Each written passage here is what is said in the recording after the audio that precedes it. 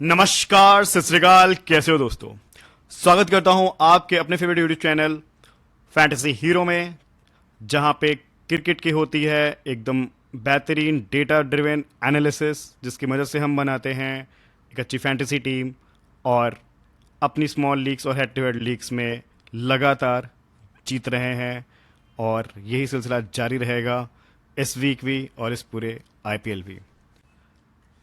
आज का जो मैच है वो है आरसीबी और राजस्थान का। तो दोस्तों, रिवेंज वीक शुरू हो चुका है। ऑलरेडी हमने देखा 2 मैचेस हो चुके हैं। ठीक है, एलएसजी वर्सेस दिल्ली, जो कि एलएसजी वापस से हार गई। एंड यही हुआ कल भी, एसआरएच अपने घर पे दोबारा हार गई मुंबई के आगे। ठीक है, बहुत अटपटा मैच हुआ। हमने काफ़ी कुछ ऐसी चीज़ें देखी जो बहुत रेयर देखने को मिलती हैं। ठीक है, उन पे चर्चा बाद में कभी करेंगे। आज का टाइम पूरा है इस एनालिसिस के लिए, इस मैच के लिए। तो इसमें कैसा हो सकता है ये देखते हैं। ऑल्दो अभी तक दोनों ही टीमें अपना रिवेंज पूरा नहीं कर पाई हैं, तो क्या आरआर, जो कि अब थोड़ी सी वीक लग रही है ऑन पेपर, बिकॉज संजू सैमसन्स जो है वो इंजर्ड हो गए हैं, बाहर हैं, तो उनकी जगह पे एक नया यंग बैटर आया है, वैभव रघुवंशी। क्या वो उनकी कमी को पूरा कर पाएगा? इनके फेवर में एक ही चीज है, वो आरसीबी खुद है, क्योंकि आरसीबी अपने घर पे अभी तक 3 खेले गए मैचेस में एक भी मैच नहीं जीती है। तो एक तो ये जो चल रहा है पैटर्न। दूसरा, अगर इनको चेस करने को मौका मिल जाए, टॉस जीत के पहले बॉलिंग कर लें, तो that is the only probability कि राजस्थान यहाँ पे जीत जाए। नहीं तो मुझे लगता है बेंगलुरु आज ये मैच जीत सकती है। जिस हिसाब से डेटा है, स्टैट्स हैं, जिस हिसाब से दोनों ही टीमों की स्क्वाड स्ट्रेंथ है, तो उस हिसाब से थोड़ा सा बेंगलुरु फेवर्ड टीम रहेगी।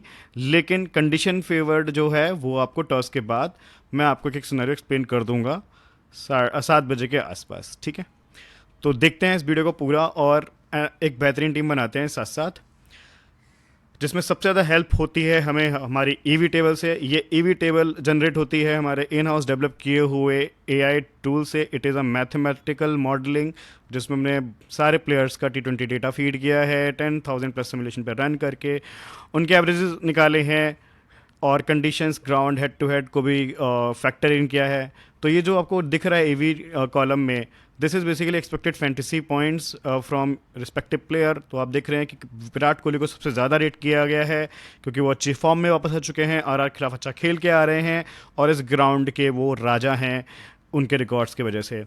वहीं पे आप देखोगे तो यहाँ पे इन फॉर्म जायसवाल को सबसे ज़्यादा रेट किया गया है, और इनके भी इस ग्राउंड पे 1-2 अच्छी पारियां हैं। प्लस इनसे ज़्यादा रिलायबल बैटर इस टाइम कोई भी नहीं। तो हो सकता है कि ये दोनों ही बैटर अच्छा प्रदर्शन करें और हमें खूब सारे फैंटेसी पॉइंट्स दें। देखिए, यहाँ पे जो टीम आपको मिलेगी that would be purely data driven. अभी मुझे कंडीशंस नहीं पता हैं पिच की, ना ही मुझे पता है कौन टॉस जीतने वाला है। तो जो टॉस जीतेगा, जो पहले चेस करेगा, उसके फेवर में टीम फाइनली होगी। तो जो प्लेयर्स चेंजेस होंगे फाइनल टीम में, वो आपको टेलीग्राम चैनल पे मिलेंगे। तो कृपया करके टेलीग्राम चैनल ज्वाइन करें, लिंक डिस्क्रिप्शन बॉक्स में है। बेंगलुरु का चिन्ना स्वामी स्टेडियम बहुत पुराना ग्राउंड है। ऑलरेडी इस आईपीएल में भी 3 बार इस्तेमाल किया जा चुका है। इस बारी ना ये ग्राउंड थोड़ा अलग बिहेव किया है। ट्रेडिशनली हाई स्कोरिंग वेन्यू था, बट इस सीज़न रन्स नहीं बने। अभी तक यहाँ पे 170 का आंकड़ा भी पार नहीं किया है बैटिंग फर्स्ट ने, और तीनों मैचेस में आरसीबी यानी होम टीम ने बैटिंग फर्स्ट की है। तो यहाँ पे हाईएस्ट बना है 169 बैटिंग फर्स्ट करते, और जिसको अलग अलग अवे टीम्स ने चेस कर लिया है। तो पहली चीज़ तो ये निकल के आती है कि चेसिंग टीम को यहाँ पे बेनिफिट दिखा है। ठीक है, तो वो चेसिंग टीम को बैक करेंगे। दूसरा ये चीज़ है कि आरसीबी के लिए अपना होम ग्राउंड जो है वो फेवर करने के बजाय इनको नुकसान दे रहा है, इनके लिए अनलकी साबित हो रहा है इस सीज़न। ये हमने डब्ल्यूपीएल में भी नोटिस किया था। आरसीबी वुमेन की टीम अपने ग्राउंड के मैचेस हार चुकी थी, इसीलिए वो क्वालिफाई नहीं कर पाए। आरसीबी के साथ भी वही सिलसिला चल रहा है। तो अगर राजस्थान पहले चेस करती है, आई वॉन्ट सरप्राइज आरसीबी आज भी हार जाए, डिफेंड ना कर पाए। उल्टा होता है, अगेन अ 50-50 कॉल।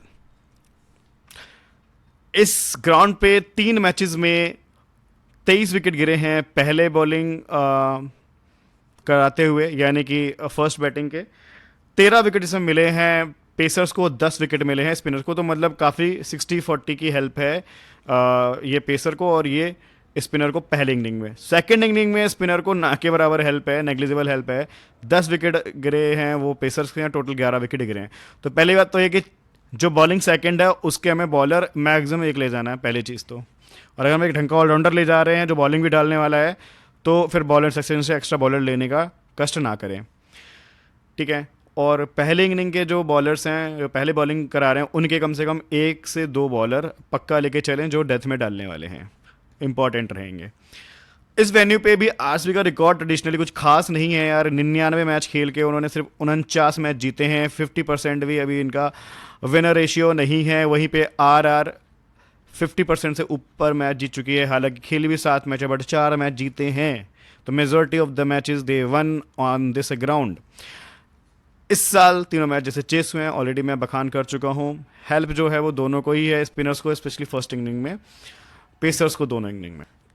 जो यहाँ पे 3 मैच हुए हैं आप देख सकते हैं, तीनों बार आरसीबी ने पहले बैटिंग की है, अवे टीम्स ने चेस करके जीता है और इनको ऑलमोस्ट 7, 8 और इवन 9 विकेट, मतलब कि आरसीबी के सारे विकेट ऑलमोस्ट गिर जाते हैं। तो अवे टीम के 1-2 बॉलर लेने में कोई हर्ज नहीं है अगर वो चेस कर रहे हैं। तो यहाँ पे सबसे कंसिस्टेंट दिखे बैटिंग फर्स्ट करते हुए टिम डेविड, 37 रन, 32 रन, और लास्ट मैच में इन्होंने एक 50 मारी थी पंजाब के against. He was one man army in that match from RCB side.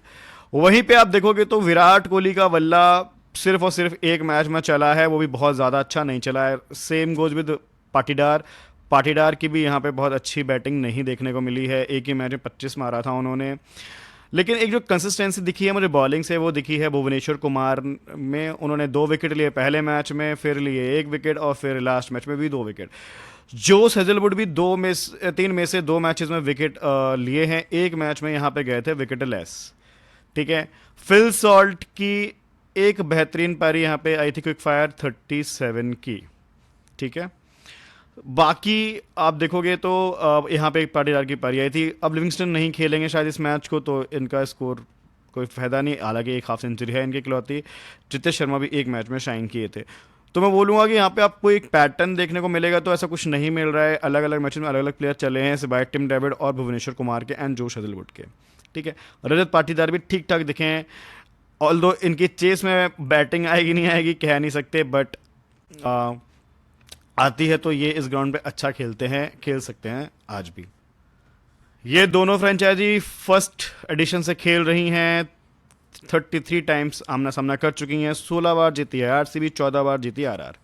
और इस ग्राउंड पे 3 बारी जीती है आरसीबी और 4 बारी जीती है आरआर।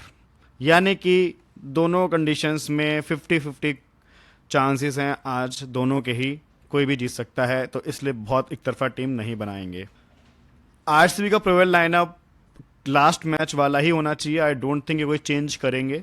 स्पिन को भी हेल्प है तो शिवा शर्मा और कुणाल पांड्या दोनों से मदद मिलेगी और दोनों के ओवर्स भी रहेंगे। आरआर की साइड से वैभव सूर्यवंशी जो है वो कर सकते हैं ओपन फिर से। उन्होंने बहुत अच्छा डेब्यू किया अपना, पहले मैच में काफ़ी अच्छी तरह से बैटिंग की, पहली बॉल पे छक्का लगा के अनाउंस कर दिया था खुद को। और एक ट्रिविया बताता हूँ, मुंबई से ज़रूर ये टीम हार गई थी, बट इन्होंने वहाँ की मालकिन यानी नीतम मानी का दिल जीता और उन्होंने शायद अपनी गोल्ड चेन उनके गले में डाल के उन्हें गिफ्ट कर दी थी। तो आई डोंट नो कितनी सच है, बट इंस्टाग्राम पे कहीं देखा था तो just share with you. Nitish Rana या रियान पराग में कोई तीसरे नंबर पे आएगा, बाकी फिर 5वें नंबर पे ध्रुव जुरल फिक्स हो चुके हैं। हेटमायर, दुबे आ सकते हैं थोड़ा बैटन को स्ट्रेंथन करने के लिए। हसरंगा ज़रूर खेलेंगे इस मैच को। जोफ्रा आर्चर, तीक्ष्णा, देश पांडे एंड संदीप शर्मा। इस टूर्नामेंट में दोनों टीमें अपने 8-8 मुकाबले खेल चुकी हैं और जो भी इनकी टॉप परफॉर्मर्स हैं उन्होंने भी 8-8 इनिंग में अपना कंट्रीब्यूशन दिया है। सबसे अच्छा कंट्रीब्यूशन है, सबसे ज़्यादा जो टोटल बनाया है वो बनाया है यशस्वी जायसवाल ने। रिसेंटली उन्होंने इतना सही फॉर्म पकड़ा है, back to back 3 half century, नज़र ना लगे इस फॉर्म को। और ये लास्ट 75 जो देख रहे हैं ये आया था आरसीबी के अगेंस्ट जयपुर के ग्राउंड में। विराट कोहली भी ठीक ठाक खेल रहे हैं, 3 हाफ सेंचुरी मार चुके हैं इस सीज़न और 62 इनका भी आया था अगेंस्ट आरआर। फिल सॉल्ट ने भी अब तक एक ही हाफ सेंचुरी मारी है, लेकिन वो हाफ सेंचुरी आई थी किसके अगेंस्ट? आरआर के अगेंस्ट। रियान पराग ने भी 200 रन बनाए और 30 रन आरसीबी किंग्स बनाए थे। लास्ट मैच में 30 रन करके आ रहे हैं। ऑल अभी तक एक भी 50 नहीं मारी है, हाईएस्ट 43 है इनका इस सीजन। जोस हेजलवुड ने ले चुके हैं 12 विकेट, और ये 3 विकेट इस ग्राउंड पे भी ले चुके हैं। एक विकेट अगेंस्ट लिया था, एक बार ये एक विकेट लिया था, और एक बार ये एक बार जो 0 विकेट लिया इस ग्राउंड पे, और एक बार 1 विकेट लिया हुआ है। पाटीदार ने भी 212 बनाए हैं। इनकी बैटिंग नहीं आई थी आरआर के खिलाफ, बट इस ग्राउंड पे जब भी बैटिंग आई है ठीक ठाक खेले हैं। उसके अलावा आप देखोगे ध्रुव जुरेल ने भी ठीक ठाक खेला है। 35 मारा था अगेंस्ट आरसीबी, और अब इनको प्रमोट किया जा रहा है, तो ये शायद आज अच्छी पारी खेल के जा सकते हैं। कृणाल पांड्या जो बहुत ही इंस्टॉलमेंट्स में उनका परफॉर्मेंस आया है, मतलब किसी मैच में आया है, फिर शांत हो गए, फिर आ गया, फिर शांत हो गए। तो हार्ड टू हेड में तो इन्होंने 1 विकेट लिया था, और इस ग्राउंड में अभी तक ये हैं विकेट लेस। एक ही बार शायद विकेट निकाला है इन्होंने, या शायद एक बार भी विकेट नहीं निकाला है। यस, सब में 0-0 ही दिख रहा है मुझे। तो विकेट नहीं निकाल पाए हैं बेंगलोर के ग्राउंड पे, तो इनके वेन्यू रिकॉर्ड कुछ खास नहीं है, ड्रॉप कर सकते हो आप। जोफ्रा आर्चर के भी 8 विकेट हो चुके हैं, ऑल दो ये अगेंस्ट आरसीबी बहुत फीके दिखे, और ये यूजली फीके ही दिखते हैं, तो पंट लेने वाले ने ड्रॉप कर सकते हैं। हेट मायर का अगेंस्ट आरसीबी 9 रन आया था। वैसे शुरुआत उन्होंने काफ़ी अच्छी की थी, एक हाफ सेंचुरी मारी थी। लास्ट 2 मैचेस में कुछ खास नहीं किया है। थोड़ा बैटिंग ऑर्डर का भी इशू है, इनको बॉलें भी हार्डली 10 से 15 बॉलें मिल पाती हैं। टिम डेविड ने इस वेन्यू पे तीनों मैचेस में धमाल मचाया है, और बाकी इनकी बैटिंग नहीं आई थी आरआर के अगेंस्ट। अब हेड टू हेड देखेंगे तो यशस्वी जायसवाल का हेड टू हेड भी बुरा नहीं है। 28 की एवरेज है और एक हाफ सेंचुरी है, जो कि इसी सीजन आई है।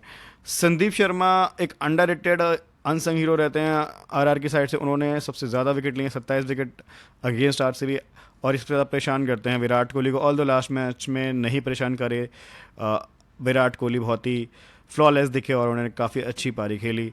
इनका भी हेड टू हेड बहुत शानदार है। 26 की एवरेज है, 5 हाफ सेंचुरी, एक सेंचुरी भी है, बट ये आई थी जयपुर में, not at this ground. Jose Hazlewood ने 5 मैचेस में ले चुके हैं 6 विकेट। नीतीश राणा ने 16 मैच में बनाए हैं 331 रन, 21 की एवरेज, एक हाफ सेंचुरी। देवदत्त पाटिकल जो एज एन इम्पैक्ट सब आते हैं, 6 मैचेस में उन्होंने बहुत शानदार पारियाँ खेली हैं, बट सारी पारियाँ इनकी आई हैं चेस में, तो देखने लायक रहेगा फर्स्ट इनिंग में कैसा ये खेलते हैं। ऑल दो एक ही फ्लॉप है, उसके अलावा लास्ट मैच में भी 14 नॉट आउट करी थी, बहुत शानदार इनिंग थी इनकी। रियान पराग 11 मैचेस में, इनकी एवरेज बहुत फीकी है यार, मतलब बट एक हाफ सेंचुरी है। तो रियान पराग पे देखो रिस्क इसलिए नहीं लेना, बिकॉज बहुत इंपॉर्टेंट पोजीशन है, और आज शायद बॉलिंग डाल दें, बॉलिंग फर्स्ट कराते हुए एक आध ओवर, 1-2 ओवर आ सकते हैं। हेट मायर का भी ठीक ठाक रिकॉर्ड है यार, एक हाफ सेंचुरी इनकी भी है आरसीबी अगेंस्ट। 20 की एवरेज है, 224 रन है। रजत पाटीदार को 5 मैच ही खेले हैं इन्होंने, बट आप स्कोर आप देखोगे सिर्फ 3 अवेलेबल हैं, बाकी में इनकी बैटिंग नहीं आई है। बैटिंग फर्स्ट करते हुए इन्होंने दोनों बार अच्छा खेला है, तो बैटिंग फर्स्ट में पाटीदार बहुत इंपॉर्टेंट रहेंगे, सीबीसी एसेट भी रह सकते हैं। भुवी कुमार 19 में 19 विकेट। जितेश शर्मा 6 में से आप देखेंगे तो इनकी जितनी बैटिंग आई है बहुत शानदार खेले। तो Jitesh Sharma is purely punt based on stats. Yash Dayal 6 matches में ले चुके हैं 7 विकेट। ये थोड़े से अंडररेटेड पिक हैं, बट विकेट लेके जा सकते हैं अगेंस्ट आरआर। मैचअप्स हैं इनके जायसवाल के सामने। उसके बाद वेन्यू पे आते हैं, तो इस वेन्यू पे ऑब्वियस बात है एक ही राजा है जिसने 107 मैच खेल चुका है वो इस ग्राउंड पे, क्योंकि इस फ्रेंचाइजी से ही जुड़ा है काफ़ी टाइम से, इनफैक्ट शुरुआत से ही, इनफैक्ट राइट। तो अब देखो 3486 रन मार चुके हैं, 33 की एवरेज है, 5 half century, 1 century. Rajat Patidar 12 matches में देखेंगे तो 30 की एवरेज है, 3 हाफ सेंचुरी। तो इनको एक्सपीरियंस कम है इस ग्राउंड का, लेकिन भाई जितना भी बहुत सॉलिड एक्सपीरियंस है। टिम डेविड ने अभी ये एक्सपीरियंस इसी साल ज़्यादा बटोरा है, 5 मैचेस में 140 रन, और आप देख सकते हैं पहले बैटिंग करते बहुत शानदार खेला है। यश दयाल ने 10 मैचेस में लिए हैं 12 विकेट। जोस हेजलवुड ने 3 मैचेस में लिए हैं 5 विकेट। यशस्वी जायसवाल ने यहाँ पे 3 इनिंग में बनाए हैं टोटल 72 रन, और एक 47 आया था 2023 में चेस करते हुए। तो इनको सीबीसी करने का प्लान सिर्फ चेसिंग में ही रहेगा, बैटिंग फर्स्ट में इनको मैक्सिमम वीसी कर सकते हैं या इनको थोड़ा सा अवॉइड करके किसी और के साथ भी जा सकते हैं। नीतीश राणा का ठीक ठाक सा है यार, हालांकि हाफ सेंचुरी एक भी नहीं लगी इस ग्राउंड पे, बट हाईएस्ट 48 है, 18 की एवरेज है। जिस हिसाब से इनका बैटिंग ऑर्डर थोड़ा जल्दी आ जाता है तो कुछ ना कुछ कंट्रीब्यूट कर सकते हैं। संदीप शर्मा ने यहाँ पे 8 में से 12 विकेट लिए, तो संदीप शर्मा का हेड टू हेड और वेन्यू रिकॉर्ड दोनों लाजवाब हैं। बहुत ही अंडररेटेड और डिफरेंशियल पिक हैं ऑलरेडी, मैंने ऑलरेडी बता दिया, आगे भी आप देखोगे तो इनको मैंने डिफरेंशियल में जगह दी है। हसरंगा ने 4 मैच खेले हैं, 4 विकेट लिए हैं इस वेन्यू पे, बट वो आरसीबी के साइड से खेलते थे पहले, तब लिए थे। इस साल पहली बार आरसीबी के अगेंस्ट खेलेंगे, तो आई थिंक अच्छा कर सकते हैं क्योंकि बॉलर अच्छा है। तुषार देशपांडे का बहुत ही अच्छा स्टैट लगा मुझे यार, 2 ही मौके मिले उनको और उन्होंने 2 मैचेस में यहाँ पे 4 विकेट लिए हैं, बट ये बॉलिंग सेकंड में काफ़ी अच्छा किए हैं। एक ही मैच में 3 विकेट निकाल दिए थे, बॉलिंग फर्स्ट में एक मैच में 1 विकेट। तो सैंपल सेट छोटा है, आप पंट लेने के लिए ले सकते हैं, स्मॉल लीग के लिए फिर भी रिस्की रहेंगे। अब देखिए सेंटिमेंट्स के हिसाब से ऑलरेडी ये जो टीम है ना डिसाइडेड है हेड टू हेड के लिए, स्मॉल लीग के लिए, ठीक है। इसमें मैं किस प्लेयर पे पंट लूंगा मैं आपको वो भी मेंशन कर देता हूँ, उसकी जगह क्या लूंगा वो आपको टीम में दिखा दूंगा। मेरी पहली ड्रॉप जो है वो है जोफ्रा आर्चर। रीजन सिंपल है, इनका हेड टू हेड और विन रिकॉर्ड कुछ खास नहीं है, मैचअप्स भी कुछ खास नहीं है ओपनर्स के साथ। उसके बाद बात करते हैं, दूसरा है कुणाल पांड्या। इन्होंने अभी तक 3 खेले गए मैचेस में विकेट लेस गए हैं और रन्स तो इनकी मतलब बैटिंग तो इनके आने से रही और आएगी भी, तो कुछ खास नहीं कर सकते हैं बैटिंग से। दूसरे ड्रॉप पे हो गया। तीसरे ड्रॉप जो हैं वो मेरे कंडीशनल होंगे हसरंगा। बॉलिंग सेकंड में मैं इनको ड्रॉप करूंगा, बॉलिंग फर्स्ट में केवल इनको जगा दूंगा। भुवनेश्वर कुमार को मैचअप्स कुछ खास नहीं लगे मुझे टॉप ऑर्डर के साथ, बट डेथ ओवर वाले ओवर में ये विकेट निकाल सकते हैं, वैसे मैचअप्स कुछ दिख रहे हैं, ठीक है। मतलब ये जायसवाल या वैभव को शायद ही परेशान ना कर पाए, लेकिन हेटमायर जैसे बैटर को परेशान कर सकते हैं। नीतीश राणा शायद को आउट कर सकें, ऐसा कुछ मुझे लगता है, इसलिए इनको रखना है प्लान्स में। तो मैंने लगभग आपको 2 तो फिक्स ड्रॉप दिए हैं और 1 कंडीशनल ड्रॉप दिया है, तो यही इतना ही रिस्क लेना होता है भाई, है ना। अब ये बोलो कि यार जो प्लेयर चल गया उसको क्यों नहीं लिया, भाई देखो देखना पड़ता है ना कि कितनी प्रोबेबिलिटी है उस प्लेयर को सामने वाला अपोनेंट लेके आए, ठीक है। तो प्रोबेबिलिटी के हिसाब से चलना पड़ता है। अब मैं ये टॉप 11 जो फिक्स हैं सेंटीमेंट के हिसाब से, उसमें से मैं यार 2 से 3 प्लेयर पर रिस्क ही ले सकता हूँ स्मॉल लीग में। मैं 5 से ज़्यादा प्लेयर पर रिस्क लूँगा तो फिर भाई सेफ टीम नहीं रह जाएगी, फिर बोलोगे यार कितनी रिस्की टीम बना के दे दी। तो बहुत सारी चीज़ देखनी पड़ती है, बैलेंस अप्रोच से चलना पड़ता है। कई बार इस अप्रोच से नुकसान हो सकता है, जैसे कल का मैच में नुकसान हो सकता था बट बच गया क्योंकि लोग रोहित शर्मा छोड़ के आए थे और रोहित शर्मा हम लेके आए थे, तो bolt versus Rohit Sharma trade off काम कर गया। अब यहाँ पे देखते हैं शॉर्टलिस्ट। तो हमारे चारों पैरामीटर पे 4 प्लेयर फिक्स आ रहे हैं, विराट कोहली, हेजलवुड, पाटीदार और जसवाल फ्रॉम आरआर, ठीक है। इन चारों को फिक्स लेके जाना है, स्मॉल लीग की टीम में सारे प्लेयर्स होंगे, ठीक है। इनको ड्रॉप मत करना यार ये सोच के कि बैटिंग सेकंड में इनकी बैटिंग नहीं आ पा रही है, आ सकती है, सामने बॉलिंग इतनी खराब नहीं है। सीबीसी का सिनारियो मैं समझा दूंगा।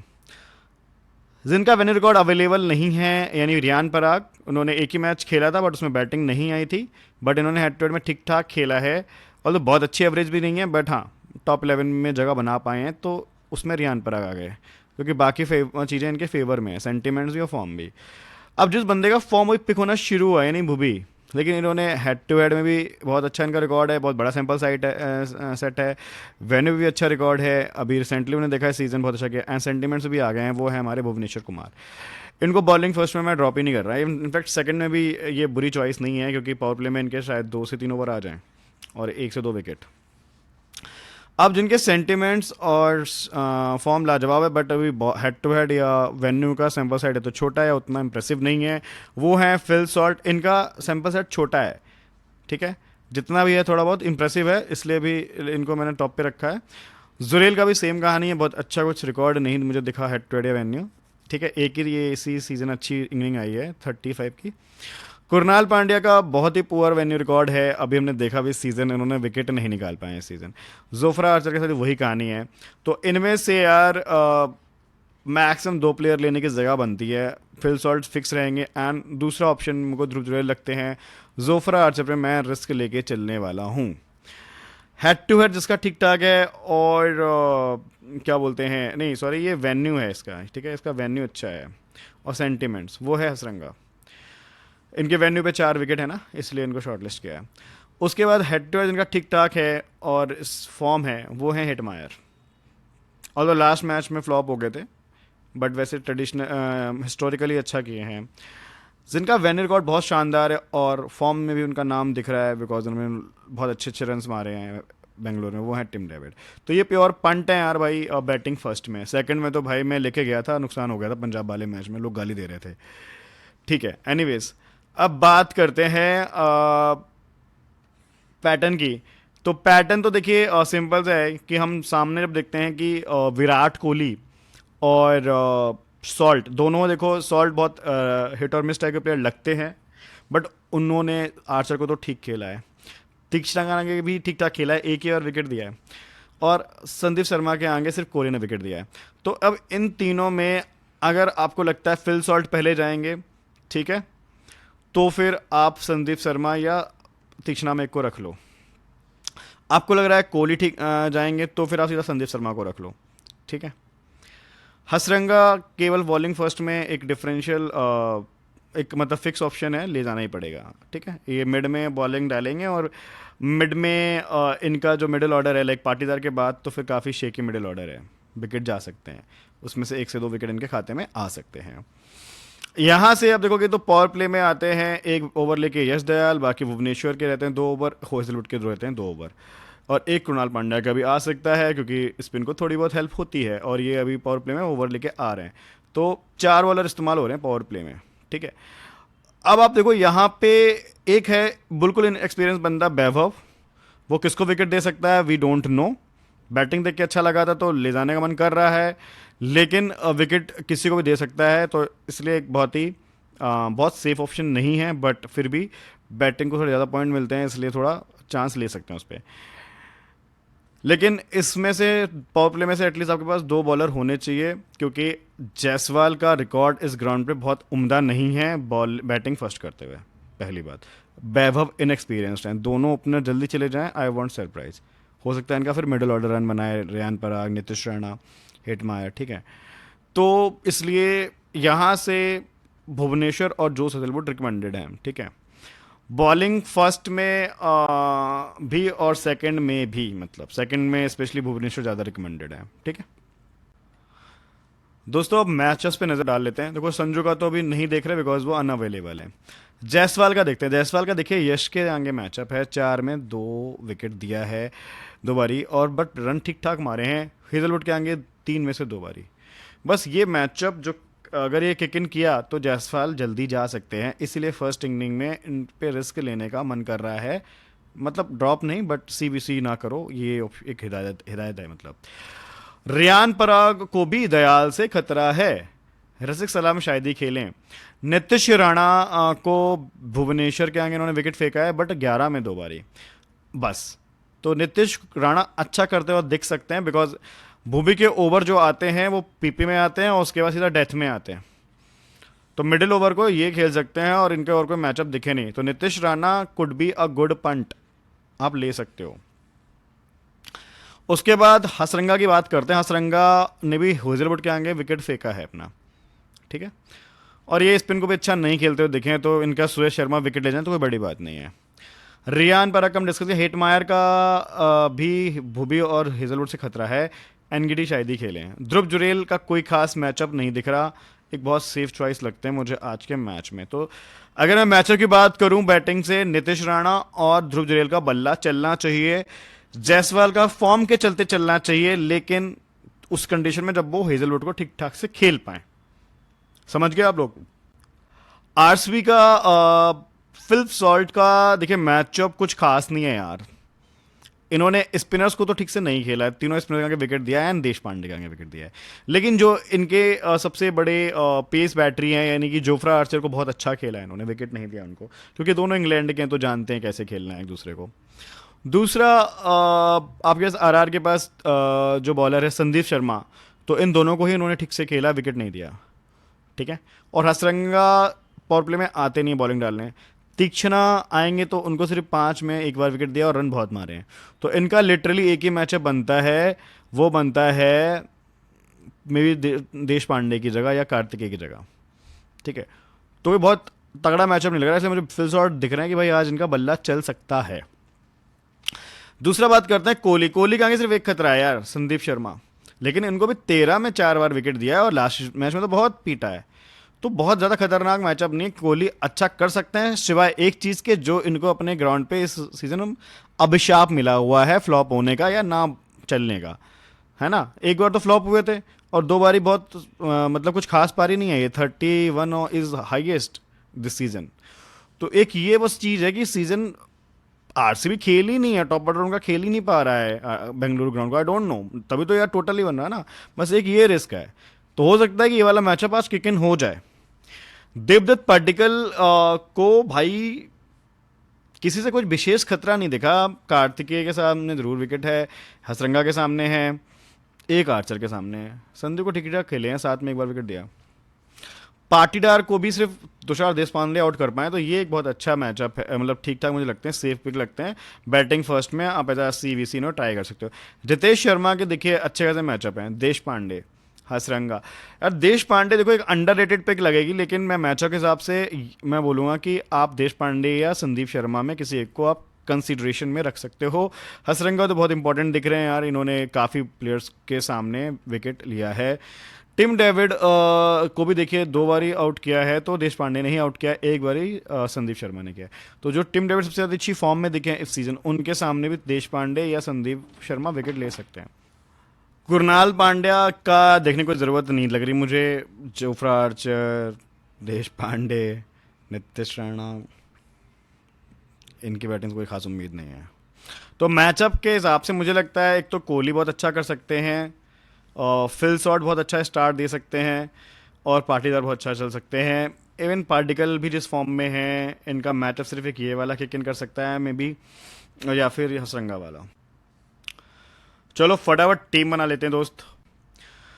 तो देखिए मैंने थोड़ी सी मिली जुली टीम बनाई है, रिस्की भी है, सेफ भी है। ये कहानी है मतलब इस तरीके से कि अगर ये फॉर्म के चलते इनको मैंने वीसी बनाया है, बट अगर मुझे लग रहा है कि आरसीबी के फेवर में ऑड्स खुलते हैं बहुत ज़्यादा, जैसे कल हुआ था मुंबई के फेवरेट में 70 पैसे खुली थी, तो भाई उस पे ऐसा कुछ खुलता है तो फिर सीधा है कि सीवीसी जो है वो दोनों इन दोनों को बना के ख़त्म करो कहानी।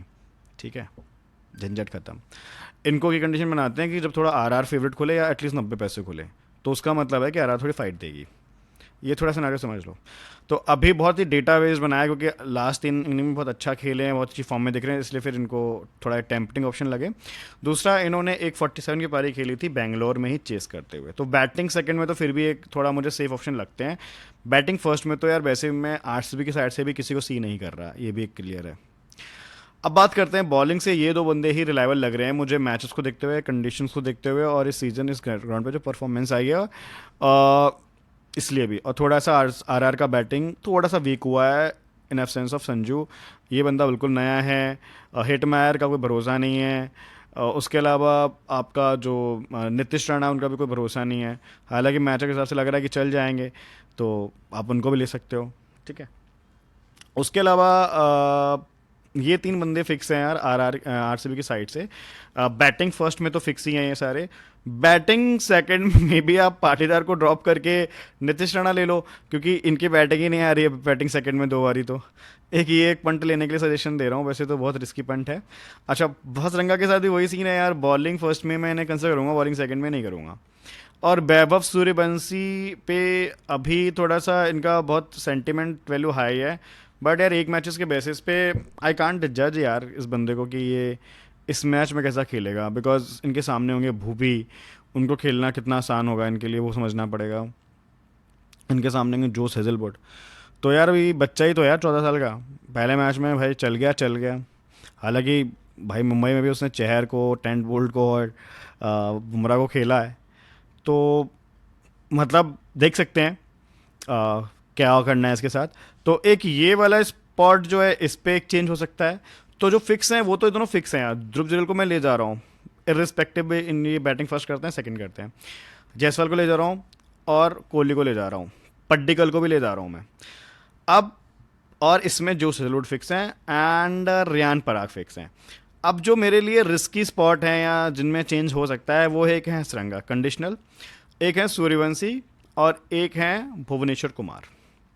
ठीक है, अब आप समझो कि ये सिनारियो है आपका पहला सिनारियो कि मैं जहाँ पे आरसीबी की विन बैक कर रहा हूँ और आरसीबी को जिता रहा हूँ तगड़े से, इसलिए मैंने कैप्टन सॉल्ट कर दिया।